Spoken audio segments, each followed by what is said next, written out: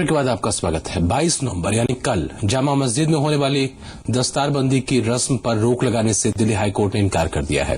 High court ने कहा है कि दस्तारबंदी की कोई कानूनी मान्यता नहीं है और दस्तारबंदी एक निजी कार्यक्रम है। अब शाही इमाम सैयद अहमद बुखारी अपने बेटे शाबान बुखारी को नायब इमाम बनाएंगे, जो आगे चलकर जामा मस्जिद के 14वें इमाम होंगे। आखिर क्या है जामा मस्जिद का इतिहास, इसी पर खास रिपोर्ट देखिए।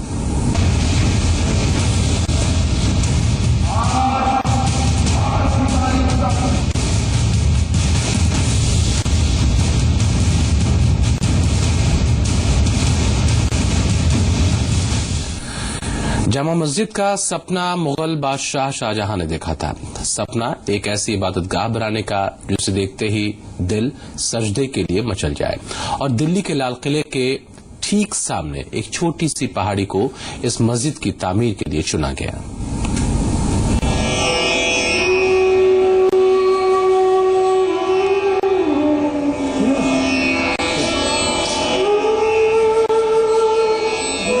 तकरीबन 350 साल से रोशन ये मीनार मुगलिया सल्तनत की शान और शौकत की गवाही देती है।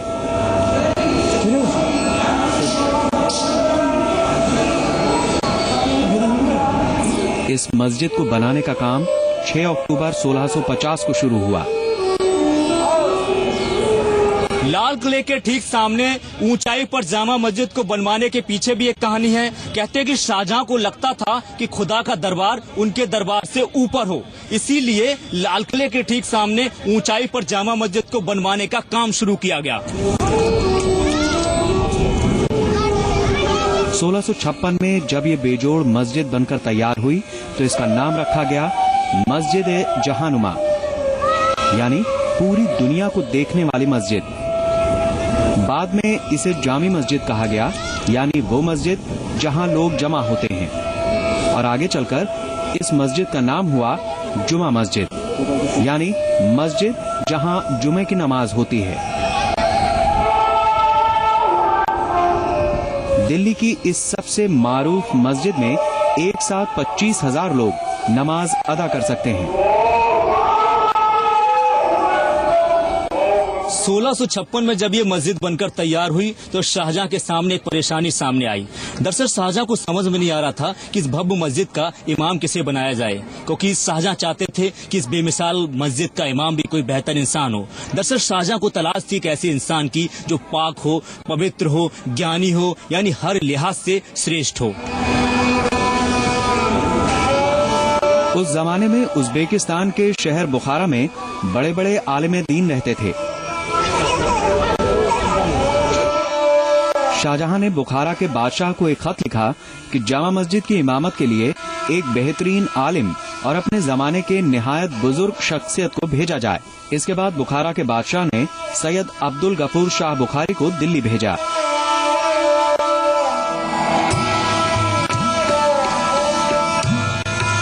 इमाम सैयद अब्दुल गफूर शाह को बड़ी इज्जत के साथ दिल्ली लाया गया और 24 जुलाई 1656 को जामा मस्जिद में पहली बार नमाज अदा की गई।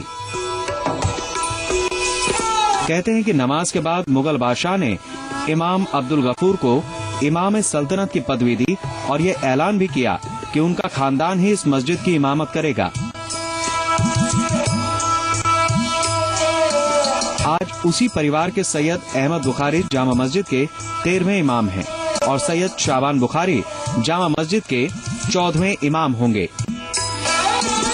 जामा मस्जिद की इमामत के लिए शाहजहां ने शाह बुखारा को लिखा था सन 1656 में, और अपनी ख्वाहिश का इजहार किया था कि जामा मस्जिद की इमामत के लिए सैयद खानदान से ताल्लुक़ रखने वाले जो इल्म फजल में कमाल रखते हों उनको जामा मस्जिद की इमामत के लिए दिल्ली भेजा जाए। चुनाचे किंग ऑफ बुखारा ने अपने दामाद सैयद अब्दुल गफूर शाह बुखारी को दिल्ली भेजा और शाहजहां बादशाह ने उनको जामा मस्जिद का पहला इमाम मुकर्रर किया। इसी के साथ उन्होंने अपनी इस ख्वाहिश का इज़हार किया शाहजहां ने कि मैं चाहता हूँ जामा मस्जिद की इमामत इसी ख़ानदान में नस्लन बाद नस्ल चलती रहे, यानी जनरेशन टू जनरेशन चलती रहे। और दूसरा उन्होंने ऐलान किया कि मैं जामा मस्जिद को इमाम को शाही इमाम का खिताब देता हूँ। तो ये इमामत का सिलसिला तकरीबन 450 साल से बराबर चल रहा है। और जब नायब इमाम बनाया जाता है, शाही इमाम पहले शाही इमाम बनते हैं और उससे पहले शाही इमाम अपनी हयात में ही, अपनी जिंदगी में कम उम्र में नायब शाही इमाम मुकर्रर कर देते हैं और ये सिलसिला 450 साल तक कायम है। उसी रिवायत को कायम रखते हुए 22 नवंबर को शाम को 6:45 बजे से और 7:45 बजे तक ये तकरीब होगी, जिसमें मैं अपने जानशीन का ऐलान करूंगा। मेरे बेटे सैयद शाहबान बुखारी जामे मस्जिद के 14वीं पीढ़ी है जो वो नायब शाही इमाम होंगे और आइंदा शाही इमाम बनेंगे। शाहजहां ने जो क्राइटेरिया बनाया था कि बहुत बाकमाल होने चाहिए, एक बड़े आलिम होने चाहिए, जिनके साथ जो है रूहानियत के साथ भी जिनका ताल्लुक होना चाहिए, जो ऑरिएटर भी हों, बोलना भी जानते हों, प्रीचर भी हों, तो इसीलिए उन्होंने पूरी दुनिया में आसपास खासकर बरसगीर ईरान, बुखारा और टर्की और आसपास देखने के बाद जो उनको बताया गया कि भाई इस तरीके की जो शख्सियत है शाह अब्दुल गफूर साहब जो हैं वो आपके जो है वो बुखारा के अंदर मौजूद हैं। एक लंबे समय से जामा मस्जिद में एक ही परिवार की सरपरस्ती में इबादत चलती आ रही है और ये परिवार नहीं चाहता कि इस बनी बनाई व्यवस्था में कोई परिवर्तन हो, लेकिन मस्जिद में इमामत को लेकर विवाद रहा है।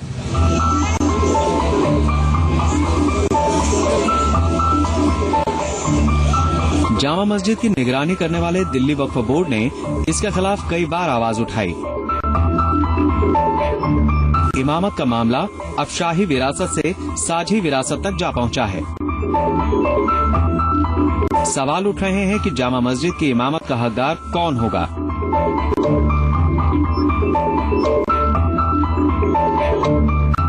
मस्जिद का कोई मालिक नहीं होता, कोई ओनर नहीं होता।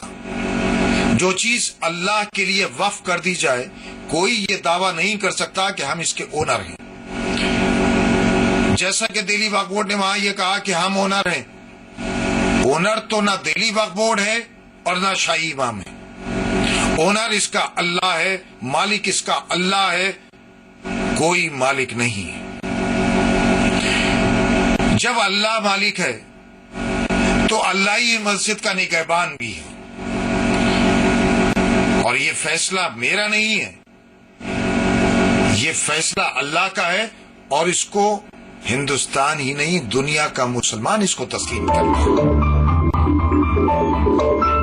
क्या शाही इमाम की पीढ़ियों के अलावा मुस्लिम समुदाय के किसी दूसरे जानकार मौलाना या धर्म गुरु इसके वारिस हो सकते हैं?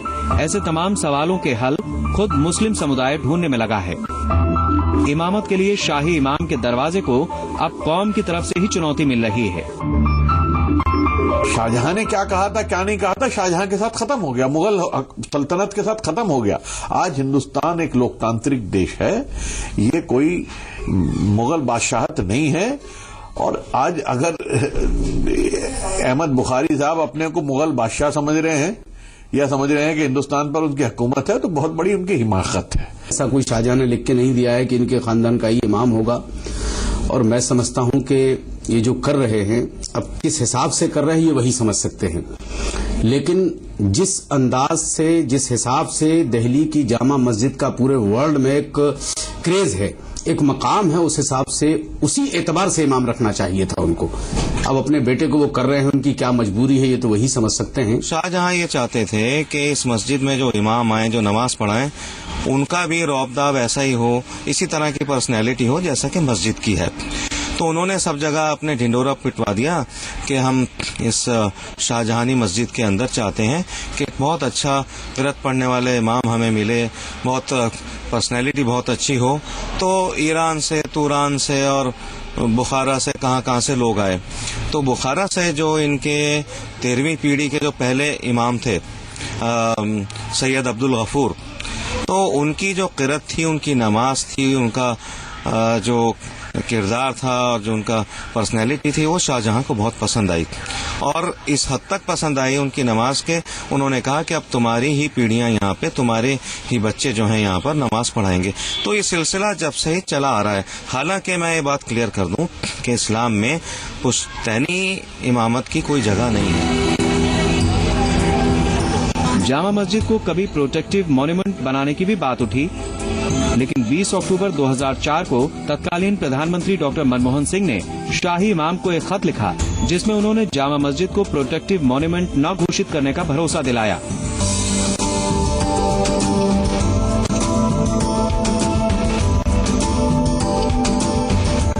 भारत सरकार भी एक लंबे समय से जामा मस्जिद के रखरखाव में पैसे खर्च करती आई है। ये खर्च तब हो रहा है जब जामा मस्जिद आधिकारिक तौर पर राष्ट्रीय संपत्ति नहीं है। यानी जामा मस्जिद की कहानी जितनी दिलचस्प है, उससे कहीं ज्यादा इसको लेकर हुई सियासत और सरकारी रहमो करम की कहानी सवाल खड़े करती है। कैमरामैन राजेंद्र के साथ कुमार शशिवर्धन, जी मीडिया।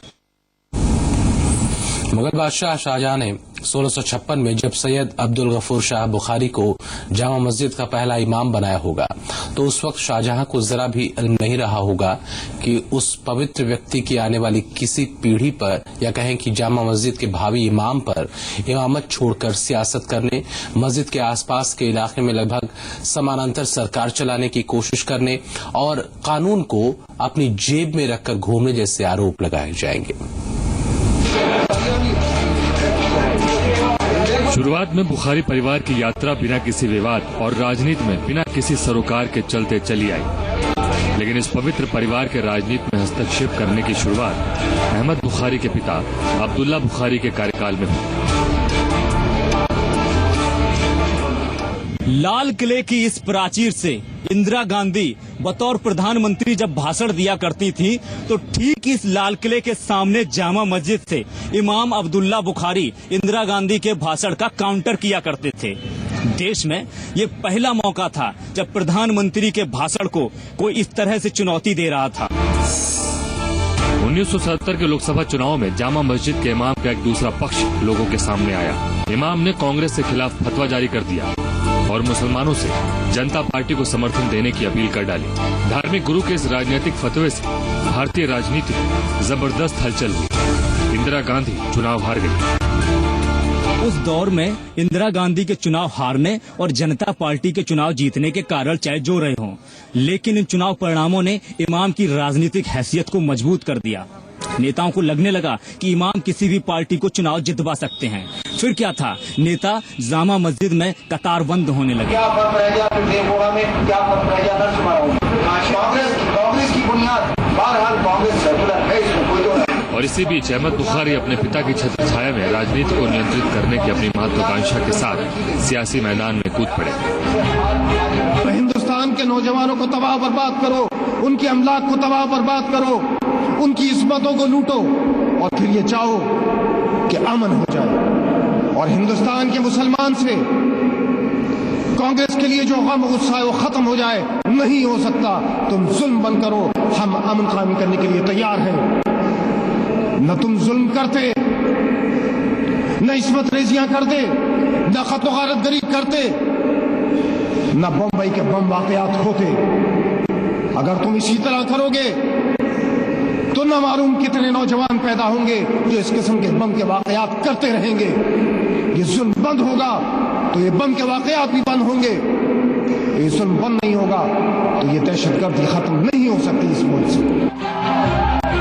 अब जामा मस्जिद राजनीति का एक प्रमुख केंद्र बनता जा रहा था और जैसे जैसे मस्जिद में राजनीतिक चर्चाओं के लिए आने वाले नेताओं की संख्या बढ़ती गई, वैसे वैसे यहाँ होने वाले इमाम के संबोधनों का राजनीतिक रंग भी गाढ़ा होता गया।